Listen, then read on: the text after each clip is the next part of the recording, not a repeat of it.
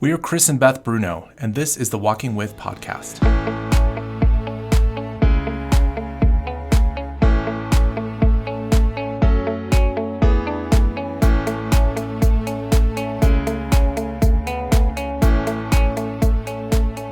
God called you to walk with people. He called us to help you. Join us for a conversation at the intersection of theology, psychology, and ministry. Each week, our goal is to replace a little bit of your overwhelm with more confidence in caring for the people you walk with.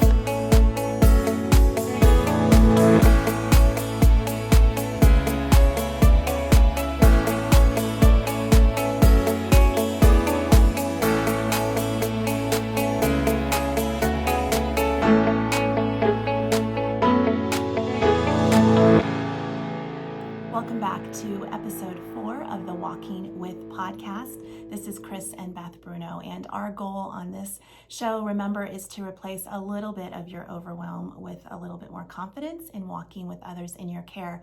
And so this next series is going to be addressing frequently asked questions. What are we often being asked from ministry leaders and pastors coming into our counseling office? And so this first one, we're going to kick off with the question of how do I help a couple navigate conflict? And we're going to go through what we call the 4 stages of conflict. So if you are in a team with a couple or working with a couple or pastoring a couple and they are experiencing conflict, this show is going to be for you. And just before we get into it, I want to remind you to subscribe on iTunes or wherever you get podcasts, or if you would prefer to watch, if you're watching us right now, go to our channel on YouTube. You can find all of that on www.restorylabs.com, and I want to encourage you to do that. And I just want to say from the get-go that all that we talk about today, we're going to put together in an easy to reference PDF for you to download. Go to restorylabs.com/stages of conflict. All right, Chris, let's get into this. How would you answer that question?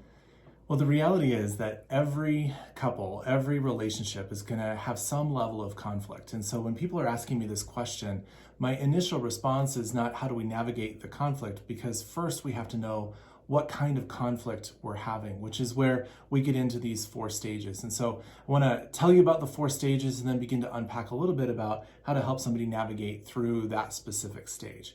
So the first stage of conflict is differences. It's somehow where you and I are different from one another, and that can cause a little bit of tension or conflict just because I am not the same as you. And so when I say differences, I mean something that is just like internally intrinsic because of who you are. So I like to ski, you like to snowboard. I like chocolate, you like vanilla. It's some kind of difference that doesn't have some kind of moral backing or a lot of thinking to it or anything. It's just because you are who you are and I am who I am. And I've come to those differences in many ways because of either my just tastes and flavors and things that I like, or there's been maybe something in my family where we were a ski family and you were a surf family and something like that. So there could be some family of origin stuff in there, but really at the end of the day, you are free to snowboard and I am free to ski, and it's just a level of difference. I remember when we first got married, one of those for us was how we cooked in the kitchen, particularly how we baked. And I remember measuring cups and spoons were really just, guides. They were not something to be, strictly used. And I would often be cooking and fill up one of the measuring cups with milk and just drink out of it. And you were the kind that would fill it up and, measure it off with a knife and make sure it was perfect. And that caused a little bit of, discussion in those early days of being newlyweds. Yeah. But when you're in one of those places, it's like, okay, that's just how you do things and that's how I do things. And I can live with those differences. And sometimes you have to have discussion about that, but really at the end of the day, it's okay. Right. What happens next, though, is we go from differences to a little bit higher level of conflict, which I would call disagreements.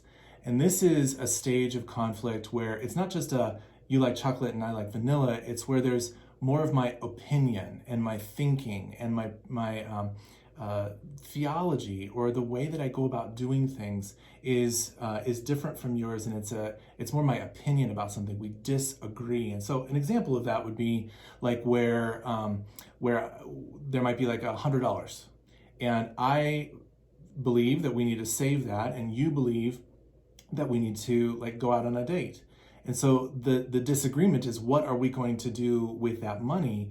Neither side is right or wrong necessarily. There's no like deep moral issue or something like that. It's just, it is good to invest money in your relationship and go out. And it is good to invest money and save it so that you have it for later. So there's not a right or wrong to it, but there's a disagreement that comes with an opinion. This often happens and primarily happens between couples specifically with regard to money, with regard to parenting, and with regard to in-laws and extended family, right? So those disagreements are, we do things this way, and no, I do things this way, and so you just get into a disagreement about it. And that can start to get a little bit more sparky in the relationship, and it's a matter of learning each other's opinions, the preferences, where they're coming from.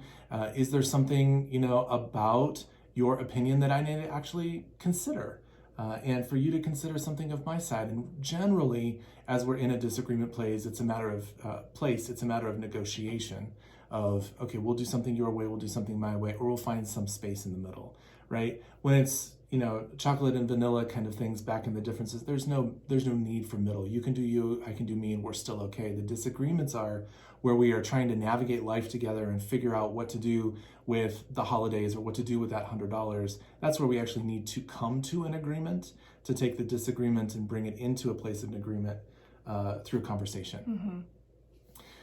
So then the next level is where it gets really, really tense. And that next level is what I would call actual conflict. It's where we are on opposing sides, and there is a lot more energy going on with the situation. So there is a conflict happening.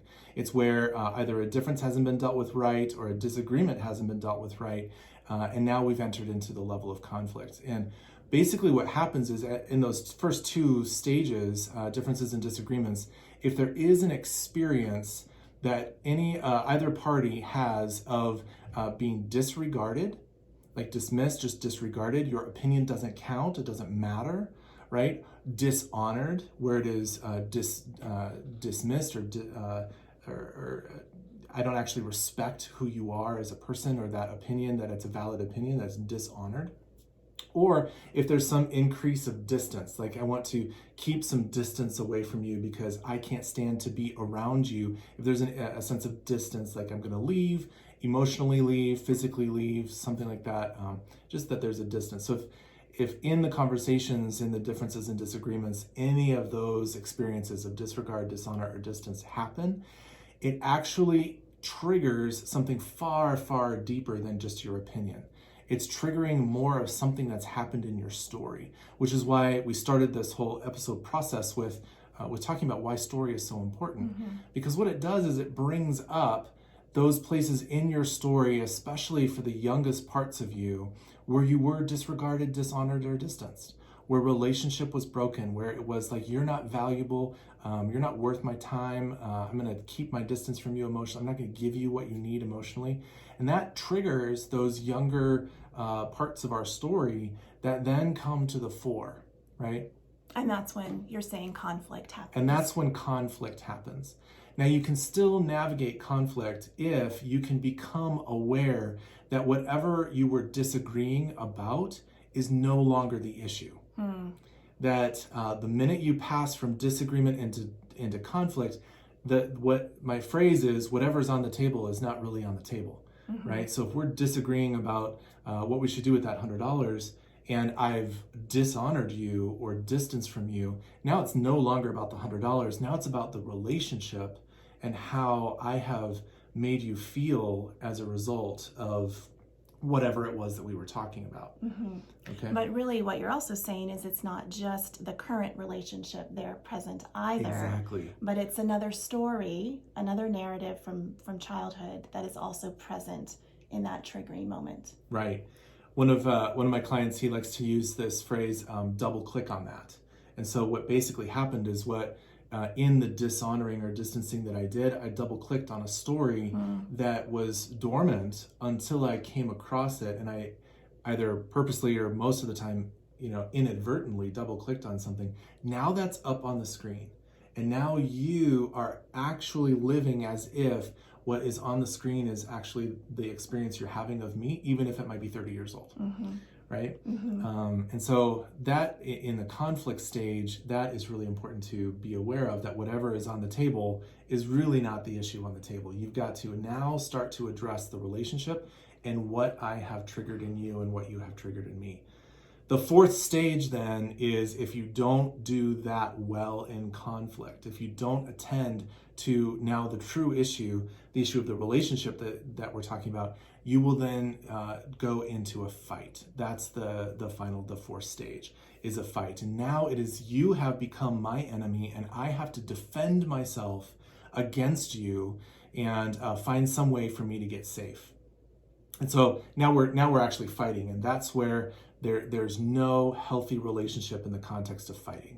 There can be healthy relationship in those first three steps, but there is no healthy relationship in the context of fighting. We actually have to take a break, take a step back.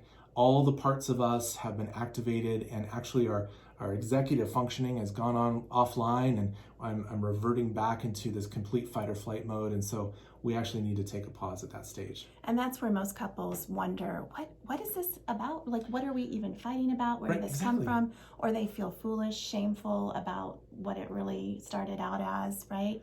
Yeah, and that's where the reaction doesn't equate the crime, right? Is where there's some significant reaction that's happening, and it's like, I just ask you to put the dishes away, or I just, there's something really small, and now we're in this massive fight. And again, you just said it really well. Like, a lot of couples are like, I don't even remember what we're fighting about, but I hate you right now. Right. You are my enemy. Right, you are my enemy. So we need to give a specific example of this. What would this look like in a it can be a hypothetical couple, but Sure. A real story, that's a relatable story where a couple is experiencing this kind of scenario. Yeah. So a hypothetical story would be a couple comes in and they're all just like livid at each other, and they sit down and they're staring off at the opposite walls, and they're completely activated in some way. And so in those four stages, you would kind of read, well, okay, they're in a fight, right? So how do we get to the fight? Well, it started by in asking them a little bit more. Well, she puts the sponge for washing the dishes. She puts the sponge on the side, and he puts the sponge in the sink. Okay. So there's a. So is that a difference? It's just a difference. Okay. Right. It's just a difference that you like it there and I like it there, and that's just a place where it sits. Now they could have way back when they could have been like, okay, well, you put it there and I put it there. We'll be okay with that. It escalates a little bit more into if there's opinions about why you put the sponge on the side or in the sink. And in this case, right, she puts the sponge on the side so that it doesn't get dirty with all, you pour your coffee in the sink and you put all the other stuff, and it just doesn't continue to get dirty. It's clean and safe on the side, right? And it's more likely to dry and not get full of bacteria than it is if it's in the sink. He puts it in the sink because it looks cleaner and it looks nicer and it's all kind of put away, and he doesn't want it to drain on the side. He doesn't want it to deal with caulking the sink again and trying to figure all that out as there's increasing moisture on the side. So there's reasons behind what they do. So right? It's a disagreement. So now it's a disagreement of, well, I have my opinion, you have your opinion. And so they could at that stage have worked through it with regard to, what are we going to do? Do we get a soap dish? Can we get a little container to put it in? Is there, a little suction cup thing we can put on the inside of the sink? Some other way to negotiate an answer to this. In their conversation, however, in trying to negotiate something, he did something to her. He said something to her, and it was inadvertent, right? It was completely, he didn't mean to do this. He wasn't trying to be mean. But he did something that sounded similar to her father with his tone and some diminishment, some kind of feeling of like dishonor towards her. And it was his tone, not his words, but his tone that said something along the lines of, why would you be so stupid? Okay? To leave it on the side. Why would you be so stupid? that's the double click that I'm talking about. That in that moment, we left the topic of the sponge, and now we're in a completely different realm with regard to now she is less than he is. She is distant from him. She is dishonored, and she's fully activated into those places of her story where her father, who was a verbally abusive man, was continually dismissing her and diminishing her. So now she's feeling all those feelings, and we've gone now from disagreement into that conflict stage. So had he in that moment watched and recognized the transformation that happened on her face when he said that, they could have stayed there in conflict, and he could have offered her care. He could have said, oh my gosh, I had no idea that was so harsh of a tone. I didn't mean it that way.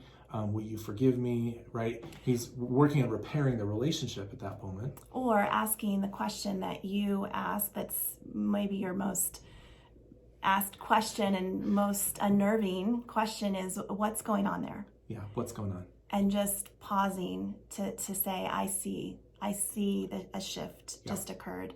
I recognize we're no longer talking about the sponge. Something happened. And just a simple statement of what's going on there. Yeah. And she may or may not know, but to just stop the potential conflict escalating and to just stop it right in that moment would be just a great, easy takeaway from this entire conversation to help couples stop having so much conflict. Just that one statement alone is a game changer. What's going on? Something happened, right? Absolutely. And if this couple had been able to do that, right, then they wouldn't have escalated to the point of being in the fight. Now, he didn't do that, right? And so there is a sense that now she, being triggered from this story, has to find a way to defend herself.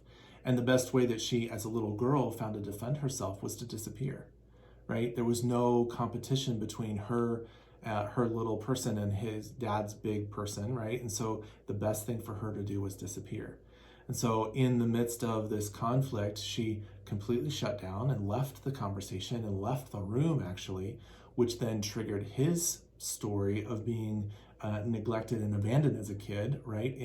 In either big or small ways, it doesn't matter. Just a little bit of that feeling of being disregarded, dishonored, or distance is going to trigger those things. And so that distance between him and her activated his story, and now there's just, rather than two, a husband and a wife fighting, now it's a little boy and a little girl fighting, and so they're in this place of, I just got to survive you, and I'm this enemy. And that's when they walk into the room, when they're most activated in both of their stories, and they're in a complete, full-on fight. But if you, as a counselor, if you as a pastor, if you as a minister, can pause them for a second and slow things down to say, okay, how have we gotten to this point? Where did this start, and what are we really fighting about? And kind of backtrack a little bit and see where things went off the rails.